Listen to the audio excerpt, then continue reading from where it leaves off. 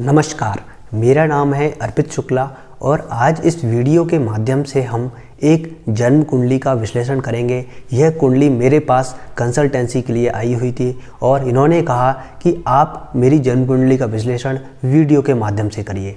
और मैंने भी सोचा क्यों ना हम ज़्यादातर समय एस्ट्रोलॉजी के जो लर्निंग्स है उस पर फोकस करते हैं, सिद्धांत सूत्रों पर फोकस करते हैं, तो आज थोड़ा एप्लीकेशन पार्ट पर फोकस करके एक वीडियो बनाएं और जो ज्योतिष के सूत्र हम रोज़ सीखते हैं, जानते हैं, उनको किस तरह अप्लाई किया जाता है, कुंडली में जो इनके प्रश्न थे उनको हम किस तरह से फलित करें, इनके जो प्रश्न हैं उनको किस तरह से हम उत्तर दें, वह भी आपको सीखने को भी मिलेगा कि किस तरह एक कुंडली का एनालिसिस किया जाता है। तो सबसे पहले इनकी जन्म कुंडली के डेट ऑफ बर्थ मैं आपको बता देता हूं, आप भी अपने यूज के लिए कर सकते हैं। तो 25 फरवरी 1994 1994 कुल्लू 7:16 सुबह के, यह इनका जन्म डिटेल है। कुल्लू हिमाचल प्रदेश में जो जन्म स्थान इनका है। देखो, अब बात करें इनकी जन्म कुंडली की, तो जो जन्म कुंडली आपको स्क्रीन पर दिखाई दे रही होगी, इसमें सबसे पहले हमारी दृष्टि जाएगी लग्न पर। लग्न यानी कि कुंडली का पहला भाव, यह सबसे ज़्यादा महत्वपूर्ण है। यह दिखाता है कि व्यक्ति का सोचने का तरीका कैसा होगा, व्यक्ति की ओवरऑल पर्सनालिटी कैसी होगी। काफ़ी कुछ चीज़ों का हमें अंदाज़ा जन्म कुंडली की लगन को देख करके पता चल जाता है। यदि लग्न मजबूत है तो व्यक्ति के जीवन में ज़्यादातर चीज़ें आसानी से हो जाती हैं, व्यक्ति के अंदर कॉन्फिडेंस इत्यादि होता है। अब यहाँ पर एक 11 नंबर लिखा हुआ है, तो 11 नंबर का अर्थ है कि यहाँ पर कुंभ लग्न इनका बना हुआ है और कुंभ लग्न बनने की वजह से हम ये कह सकते हैं कि इनकी जो सोच होगी वह कहीं ना कहीं दार्शनिक प्रवृत्ति की वाली होगी। एक कहीं ना कहीं बातें ही बातें करने में कुछ ना कुछ दार्शनिकता, फिलॉसफी वाली बातें करना, ये सब चीज़ें देखने को मिलेगा। प्रगतिशील सोच होगी। फिर शनि कुंभ लग्न है तो दूसरों का ये व्यक्ति नुकसान नहीं देख सकते। कुंभ लग्न वाले व्यक्ति चाहे कोई भी हो, वह दूसरों का नुकसान नहीं देख सकते। कहीं भी गलत हो रहा होगा तो इनके अंदर की जो क्रांतिकारी विचारधारा है वह उत्पन्न हो जाएगी। दूसरों से सहानुभूतिपूर्ण व्यवहार करना, स्नेह करना, यह इनकी खूबी देखने को मिल सकती है। शिक्षा और अध्ययन में रुचि देखने को मिल सकती है और मेहनत के द्वारा परिश्रम पूर्ण शिक्षा ग्रहण करते हुए ये देखे जाते हैं। प्रकृति प्रेमी होते हैं, यात्रा, स्नेह, इन सब चीज़ों से इनको विशेष लगाव होता है।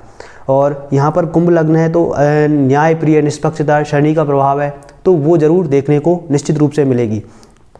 और सिद्धांतवादी और मानवतावादी यानी कि ईमानदार, ऐसी कुछ चीज़ें, ज्ञान देना, सलाह देना, वो सब चीज़ें थोड़ी बहुत इनके व्यवहार में हम देख सकते हैं। अब बात करें जो लग्न में स्थित ग्रह कौन सा है, तो लग्न में यहाँ पर स्थित है शुक्र ग्रह। तो शुक्र ग्रह को देखकर हम क्या फलित करें। शुक्र यहाँ पर इस जन्म कुंडली में एक योग कारक ग्रह बनता है। क्यों?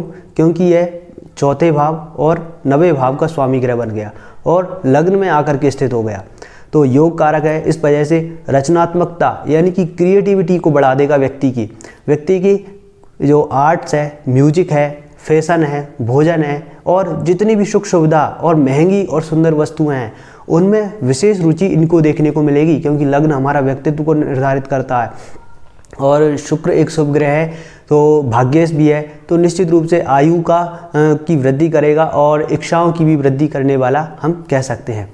फिर शनि इनकी जो लग्न का स्वामी ग्रह है, वह शनि भी लग्न में ही स्थित है, पर यहाँ पर शनि के साथ में सूर्य भी है तो हम उसको नहीं भूल सकते। तो कहीं ना कहीं शनि का प्रभाव की वजह से, लग्न में प्रभाव होने की वजह से यह इंट्रोवर्ट बना देगा इनको बहुत हद तक। कर्तव्यों का पालन करने वाले ये होंगे। निश्चित रूप से मैरिड लाइफ की दृष्टि से हम बात करें तो स्थायित्व तो देगा, पर शनि है तो इसे एक अफेक्शन की कमी हम कह सकते हैं, एक मेहनती स्वभाव से बनाएगा। और शनि सूर्य की युति हो रही है और कहीं ना कहीं अष्टमेश बुध भी आ रहा है, तो स्वास्थ्य को लेकर के समस्याएं और गुप्त रूप से दान धर्म करने की प्रवृत्ति देखने को मिल सकती है। फिर सूर्य भी लग्न में ही स्थित है, तो सूर्य की बात करें तो नेतृत्व क्षमता, जो नैसर्गिक गुण है सूर्य के, वो जरूर देखने को मिलेंगे। सूर्य चाहे कोई भी लग्न हो, सूर्य जब लग्न में आ जाएगा तो नेतृत्व क्षमता, स्वतंत्र मानसिकता और धार्मिक विचार हैं, उदारतापन है और क्रोधी स्वभाव है, महत्वाकांक्षी है, ये सब चीज़ें देखने को मिलेंगी। आक्रामकता भी हो सकती है कभी कभी। और सूर्य शनि की युति में कई बार ये देखने को मिलता है, या तो व्यक्ति के अपने पिता के साथ में बहुत हद तक वैचारिक मतभेद रहेंगे, एक दूसरे की बात से डिसएग्री करेंगे, और कई बार व्यक्ति अपने पिता से दूर रहता है या व्यक्ति के जीवन में पिता ही अनुपस्थित रहें, यह भी देखने को मिल सकता है। फिर चंद्रमा की बात करें हम जनरल अभी ग्रहों के परिणामों की बात कर रहे हैं जो कुंडली के विभिन्न भावों में स्थित है, वो कैसे रिजल्ट दे रहे हैं। फिर इनके जो प्रश्न थे उनकी डिस्कशन करेंगे। तो चंद्रमा यहाँ पर कुंडली के 6वें भाव में है, तो यहाँ पर ये लोगों से 6वां भाव में सेवा का भी भाव माना जाता है, तो ये लोगों से सहानुभूति करने वाला स्वभाव बनाएगा, ये सहायता करने वाला हेल्पिंग नेचर होगा, कार्य के प्रति निष्ठावान होगा, क्योंकि चंद्रमा क्या है, हमारा मन है, तो निष्ठावान और जो अपने अचीवमेंट्स होंगे उनसे विशेष रूप से लगाव देखने को मिलेगा। और मानसिक संतुष्टि पसंद के काम करने के बाद ही प्राप्त हो, यह भी हो सकता है। और अनुभवों के द्वारा धार्मिकता स्वभाव होता चला जाए। शुरू में हो सकता है ये कम रिलीजन को फॉलो करें, पर धीरे धीरे एक्सपीरियंस के आधार पर आस्था बढ़ती चली जाए। और माँ का स्वभाव भी, माँ चंद्रमा का कारक है, तो माँ का स्वभाव भी कहीं ना कहीं सेवा वाला हो सकता है। और चंद्रमा की डिग्री आपने नोटिस किया हो तो अंतिम डिग्री है, वो 7वें भाव में जाने वाले ही है, तो इनका फोकस सोशल इमेज के प्रति ज़्यादा होगा। कहीं ना कहीं वैवाहिक जीवन में भी माँ का इन्फ्लुएंस देखने को मिल सकता है, और माँ या पत्नी में से कोई ना कोई वर्किंग वुमन हो, यानी कि प्रोफेशनली अधिक एक्टिव रहे, ऐसी संभावना बना देता है। फिर बात करें बृहस्पति की, तो देवगुरु बृहस्पति इस कुंडली में वैसे कोई ज़्यादा शुभ ग्रह नहीं बनते हैं, क्योंकि द्वितीय भाव और एकादश भाव के स्वामी हैं और 9वें भाव में स्थित हैं, पर एक नैसर्गिक शुभ ग्रह और उसका लग्न पर प्रभाव भी आ रहा है दृष्टि के द्वारा। तो ये गुरु निश्चित रूप से आपको ज्ञानी और विद्वान लोग हैं उनकी संगति करना पसंद करवाएगा, यानी कि उनके साथ में बैठ कर बातें करना इत्यादि, ये सब चीज़ें अधिक पसंद होंगी। और गुप्त रूप से दान करना, सहायता करना, ये सब चीज़ें भी आपको पसंद होंगी। निश्चित रूप से यहाँ पर बुध बकरी भी है और गुरु 9वें भाव में हो शत्रु राशि में, तो कह सकते हैं कि हम संतान से संबंधित कुछ चिंताएं हो सकती हैं। लेकिन और भी शुभ परिणाम ये हैं कि यह मंगल हाई मॉरल वैल्यू बनाएगा, यानी कि नैतिकतावादी होंगे आप। कुछ हद तक सूर्य शनि जैसे ग्रह हैं, गुरु का भी प्रभाव है, तो ईगो की मात्रा बढ़ा सकता है, तो ईगो अहंकार से आपको बचना चाहिए। आध्यात्मिक किताबें इत्यादि पढ़ने में ये रुचि देगा निश्चित रूप से। इवेंट्स हैं, फंक्शन हो रहे हैं, धार्मिक आध्यात्मिक कार्यक्रम होते हैं, उनमें भाग लेना, उनको ऑर्गेनाइज करना, ये सब चीज़ें आपकी रुचि में हो सकती हैं। और अपने से बड़े लोगों के साथ में बैठना इत्यादि आपको पसंद होगा। और जीवन में जब भी आपको उन्नति और स्थायित्व में से चूज करना हो तो उन्नति को चूज करें, ना कि स्थायित्व को, क्योंकि बृहस्पति इस तरह का स्वभाव बनाएगा कि आप रिस्क कम लें, पर आप जितना ज़्यादा रिस्क लेंगे उतनी ही ज़्यादा ग्रो आप कर पाएंगे।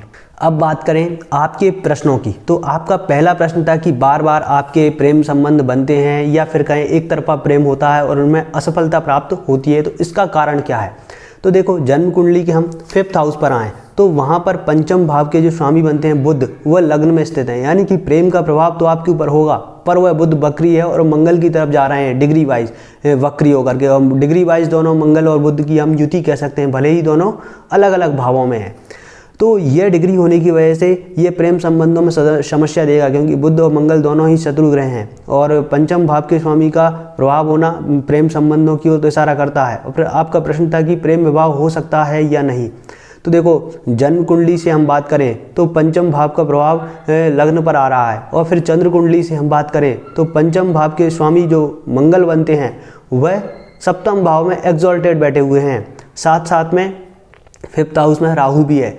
तो ये प्रेम संबंध तो निश्चित रूप से देगा ही देगा, और बहुत हद तक संभावना बनाता है कि आपका विवाह आपकी पसंद के पार्टनर से ही होगा। निश्चित रूप से आपके पसंद के पार्टनर से ही आपका विवाह होगा। फिर अगला प्रश्न था आपका कि मैरिज में इतना डिले क्यों हो रहा है और मैरिज कब तक होगी। तो आपने ही इसका बहुत ज़्यादा एक्सप्लेनेशन क्वेश्चन में दिया था, लेकिन मैं फिर से दर्शकों के लिए बता देता हूँ। कुंडली का 7th लॉर्ड सूर्य बनते हैं, जिसको हम विवाह के भाव के स्वामी कहते हैं नैसर्गिक अभी यहाँ पर कुंडली के हिसाब से। तो 7th लॉर्ड सूर्य का लग्न में बैठना, सूर्य शनि की युति होना, कहीं ना कहीं ये मैरिज में डिले करवाता है। शनि हमेशा हर चीज़ों में डिले, विलम्ब, देरी करवाता है। फिर दूसरी बात, मंगल की भी दृष्टि है। क्रूर ग्रहों का जितना ज़्यादा अफेक्ट आता चला जाएगा, भले ही बुध शुक्र भी देख रहे हैं 7वें भाव पर नैसर्गिक जो क्रूर ग्रह हैं वह उनका प्रभाव होना मैरिज में डिले, देरी को दिखाता है। अब बात करें मैरिज कब होगी, तो ये मैरिज आपकी 2023 के अंत में होगी। अभी हालांकि वर्तमान में सूर्य की महादशा शुरू हो चुकी है। अप्रैल के बाद से बृहस्पति का राशि परिवर्तन होगा मीन राशि में, चंद्रमा से पंचम नवम भाव में बृहस्पति होंगे। तो ये समय में थोड़े हो सकता है कुछ ना कुछ ऐसे इवेंट्स, कुछ रिश्ते आना, ऐसी सब घटनाएं होने लगेंगी और एक बेस फाउंडेशन मैरिज की तैयार होने लगेगी 2023 के अंत में। जब सूर्य में राहु की अंतर्दशा चल रही होगी तब मैरिज होगी। अब आपने सोच रहे होंगे कि राहु ही क्यों, तो इसका कारण है कि राहु का नक्षत्र अधिपति शनि बनते हैं और केपी एस्ट्रोलॉजी के हिसाब से 7th कस्पल सब लॉर्ड भी शनि बनते हैं। तो ये मैरिज को लेकर के एक अच्छा योग बनाता है। और जब बृहस्पति मेष राशि के आसपास होंगे तो इनकी दृष्टि भी जा रही होगी सप्तम भाव पर, तो मैरिज को लेकर के अच्छी संभावनाएं बनाता है और निश्चित रूप से 2023 के अंत तक इनकी मैरिज हो जाएगी। फिर अगला प्रश्न था इनका कि जीवन साथी दिखने में कैसा होगा और उसका परिवार कैसा होगा, और भी इनके प्रश्न थे कि लग्न और नवांश को लेकर के आप बताइए। तो सबसे पहले जीवन साथी के स्वभाव व्यवहार के बारे में जानने से पहले आपका स्वभाव व्यवहार कैसा होगा अपने जीवन साथी के प्रति, वो हम जानने लेते हैं। तो इसके लिए आपको देखना होगा आपकी लग्न को, लग्न यानी कि कुंभ लग्न है आपकी, और फिर जीवन साथी के बारे से दृष्टिकोण से देख रहे हैं हम। तो लग्नेश नवांश कुंडली में जिस राशि में गया है वैसा ही आपका व्यवहार आपके जीवन साथी के प्रति होगा। यानी कि शनि यहाँ पर नवांश कुंडली में धनु राशि में है, तो यहाँ पर धनु नवांश होने की वजह से आप उदार हृदय होंगे निश्चित रूप से, और कहीं ना कहीं हेल्पिंग हैंड होगा, एक जीवन साथी के लिए सपोर्टिंग होंगे, आध्यात्मिकता देखने को मिल सकती है। सामने वाले को यानी कि पार्टनर को आप महत्व देंगे, इम्पोर्टेंस देंगे, तो ये पार्टनर की दृष्टि से अच्छा है। हम धनु नवांश होना वैवाहिक जीवन की दृष्टि से अच्छा कह सकते हैं कि आपका बिहेवियर तो आपके पार्टनर के प्रति निश्चित रूप से बेहतर रहने वाला है। फिर एक चीज़ है यहाँ पर धनु नवांश होने की वजह से आपको अपनी तारीफ करने से बचना चाहिए। मज़ा तब है जब दूसरा सामने वाला व्यक्ति आपकी तारीफ करे, तो अपनी तारीफ कम करें, ये कोशिश आप करें। फिर आपका प्रश्न था मुख्य रूप से कि जीवन साथी का स्वभाव या वो कहें दिखने में कैसा होगा। तो 7th लॉर्ड हम सप्तम भाव जन्म कुंडली की बात करें तो वो सूर्य बनते हैं और वो नवांश कुंडली में मकर नवांश के अंदर हैं, और सूर्य शनि की युति भी थी लग्न कुंडली में। तो एक क्रूर ग्रहों का प्रभाव होने की वजह से हम दिखने की दृष्टि से बात करें तो एक सामान्य हम कहेंगे कि कोई विशेष